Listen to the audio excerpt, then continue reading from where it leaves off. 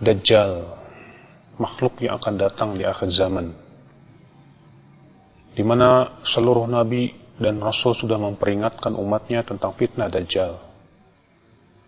Rasulullah SAW mengatakan, "Ma minal anbiya min qabli illa waqad hadzara ummatahu min fitnatid Dajjal." Tidak ada seorang nabi pun sebelumku kecuali sudah memperingatkan umatnya tentang fitnah Dajjal ini. Fitnahnya dahsyat sekali, berat, karena ia memiliki kehebatan-kehebatan yang membuat terfitnah banyak manusia. Bisa menyuruh hujan untuk turun, bisa menjadikan kering yang tadinya subur kering kerontang, subhanallah. Ya, tanah-tanah yang tadinya subur menjadi kering kerontang. Akhal Islam, Dajjal telah ada di zaman Rasulullah. Dalam riwayat Muslim, ada seorang sahabat yang pernah bercerita bahwa ia bertemu dengan Dajjal, di mana Imam Muslim meriwayatkan dari hadis Abu Ruqayyah At-Tamimi, Tamim bin Aus, di mana Rasulullah SAW menceritakan dari hadis Abu Ruqayyah Tamim bin Aus Ad-Dari. Tamim bin Aus bercerita bahwa ia pernah berlayar di sebuah lautan. Kemudian ia terombang-ambing dengan ombak yang besar. Sampai akhirnya ia terdampar di sebuah pulau dan ia bertemu dengan makhluk yang dipenuhi dengan bulu bernama Jassasah. Lalu ia diminta untuk pergi ke sebuah rumah. Dan Tamim berkata, "Aku melihat," ia kata Tamim, "aku melihat makhluk yang sangat besar, manusia yang tak pernah aku melihat sebesar itu, dirantai tangan dan kakinya." Lalu kemudian Dajjal bertanya tentang 3 perkara. Ya, tentang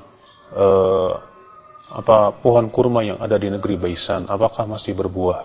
Dijawab oleh Tamim, masih. Tentang air mata Zughar, apakah masih ada airnya? Tamim berkata, masih.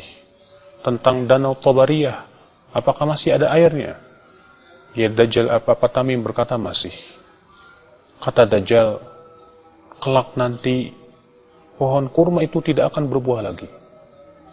Dan kemudian mata air Zughar tidak akan ada lagi airnya. Demikian pula ya danau Tabariyah. Maka di saat itu kata Dajjal, aku akan keluar. Dan Rasulullah SAW mengabarkan kepada kita tentang sifat fisik Dajjal. Dajjal itu a'war, kata Rasulullah. Ya, matanya melihat sebelah, di mana mata yang sebelah kanan itu menyembul kal'inabit tafiyah, seperti anggur yang muncul. Subhanallah. Dan di jidatnya tertuliskan kafara, kafir, yang hanya bisa dibaca oleh orang-orang yang beriman kepada Allah saja. Oleh karena itu, ya akhal Islam, ya, hanya orang-orang yang diberikan keimanan oleh Allah, walaupun iman itu kecil atau sebesar biji sawi di hatinya, ia akan bisa melihat bacaan tersebut. Dajjal disebutkan oleh Rasulullah mempunyai kekuatan yang luar biasa, di mana ia berjalan secepat angin. Fitnahnya sangat agung. Ia bisa menyuruh awan untuk menurunkan hujan. Demikian pula tanah yang subur menjadi kering kerontang. Subhanallah. Bagaimana tidak besar fitnah seperti itu, ya akhi? Bila di zaman ini saja kita lihat orang yang banyak terfitnah oleh para dukun, oleh kuburan-kuburan, bagaimana dengan Dajjal nanti? Oleh karena itu Rasulullah mengabarkan bahwa pengikut Dajjal itu adalah orang-orang yang tidak faham tentang agama, orang-orang yang bodoh seperti orang Arab Badui, para wanita yang bodoh yang tidak mau mengikuti mempelajari agama Allah Subhanahu wa taala.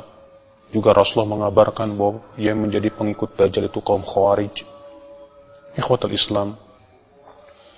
Kenapa mereka yang menjadi pengikut? Karena mereka orang-orang yang tidak pernah mau mempelajari agama Allah. Oleh karena itulah ketika Rasulullah SAW mengabarkan bahwa ada seorang pemuda yang ditangkap oleh Dajjal, disuruhnya si pemuda itu beriman kepada Dajjal, tapi pemuda itu menolak. Lalu digergajinya oleh si Dajjal itu, sehingga menjadi 2 belah. Lalu Dajjal pun berjalan di antara kedua belah tubuhnya. Hidup lagi pemuda itu.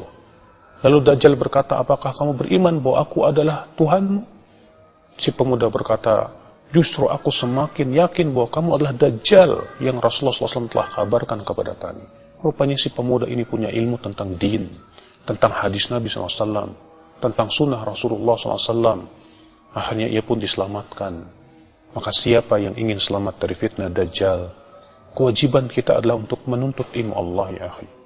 Untuk mempelajari tentang hadis-hadis Rasulullah salawatullahi alaihi wasallam. Dan Rasulullah SAW mengajarkan kepada kita supaya kita selamat dari fitnah Dajjal. Di antaranya apa? Yang pertama yaitu menghafal 10 ayat pertama dari surat Al-Kahfi. Kata Rasulullah, man hafidha, siapa yang hafal ya 10 ayat min surat Al-Kahf, 10 ayat yang pertama dari surat Al-Kahf, usima minad Dajjal, maka ia akan terlindung dari fitnah Dajjal. Syekh Albani berkata, apabila kita misalnya dilemparkan ke dalam apinya Dajjal, lalu kita membaca ya 10 ayat pertama surat Al-Kahfi ini, maka api itu menjadi dingin untuk kita. Akhal Islam, a'azakumullah. Oleh karena itulah kewajiban kita untuk memahami ini. Kemudian kata Rasulullah SAW, man sami'a ad-Dajjal, siapa yang mendengar Dajjal di suatu tempat, falyan'a anhu, hendaklah ia menjauh dari Dajjal. Jangan kita merasa bahwa kita tidak akan terfitnah oleh Dajjal, tapi kewajiban kita terus lari dan dari Dajjal. Karena memang Dajjal itu fitnahnya berat sekali, ya akhal Islam, a'azakumullah. Ikhwatul Islam, a'azani Allah wa iyyakum. Apabila kita melihat bagaimana fitnah Dajjal yang ternyata telah dikabarkan oleh Rasulullah SAW, maka tentunya kita sebagai seorang mukmin menjadi khawatir apabila kita termasuk orang-orang yang terkena fitnah Dajjal akibat daripada keteledoran kita yang tidak mau mempelajari ayat-ayat Allah, yang tidak mau menghafalkan surat Al-Kahfi, yang tidak mau peduli dengan sunnah-sunnah Rasulullah salawatullahi alaihi wasallam. Dajjal, kata Rasulullah, akan muncul di Asfahan, diikuti oleh 70.000 Yahudi Asfahan, alaihimu toyalisah, yang memakai topi toyalisah. Yang kemudian Dajjal akan berkeliling di muka bumi. Tidak ada satupun tempat kecuali didatangi oleh Dajjal, kecuali Makkah dan Madinah. Hanya Makkah dan Madinah yang tidak bisa dimasuki oleh Dajjal, karena Makkah dan Madinah dijaga oleh para malaikat. Dan di saat itu kerajaan kaum muslimin berada di Syam. Di saat itu kemudian Allah pun izinkan Nabi Isa Al-Masih untuk turun ke Syam, di sebuah masjid yang menaranya berwarna putih, Manarah Bayda. Ya, beliau turun ya dengan mengendarai malaikat. Ya, seakan-akan kata Rasulullah, kharaja min Dimas, seakan-akan ia baru keluar dari kamar mandi. Kenapa? Karena rambutnya meneteskan air. Yang kemudian Nabi Isa alaihissalam salat subuh di belakang Imam Mahdi, lalu mengumumkan perang bersama melawan Dajjal. Lalu kemudian ya terjadilah perang dahsyat antara pasukan Nabi Isa dengan Dajjal. Ya, di mana tidak ada satupun pepohonan dan bebatuan kecuali akan berkata, wahai mukmin, ini di belakangku Yahudi, bunuh dia, bunuh dia. Yang kemudian Nabi Isa pun berhasil membunuh Dajjal di sebuah tempat yang bernama Babul Lut. Itulah kisah Dajjal. Ia akan mati dibunuh oleh Nabi Isa Al-Masih alaihi salatu wassalam. Semoga kita termasuk orang-orang yang selamat dari fitnah Dajjal, akhi.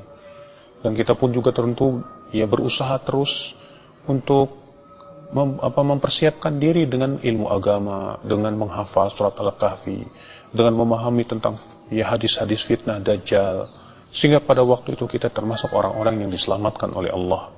Karena Dajjal hidup di dunia ini 40 hari. Ya, hari pertama seperti setahun, hari yang kedua seperti sebulan, hari yang ketiga seperti seminggu, dan hari-hari berikutnya sama dengan hari-hari yang lainnya. Subhanakallah bihamdik, asyhadu an la ilaha illa anta astaghfiruka wa atubu ilaik. Wassalamualaikum warahmatullahi wabarakatuh.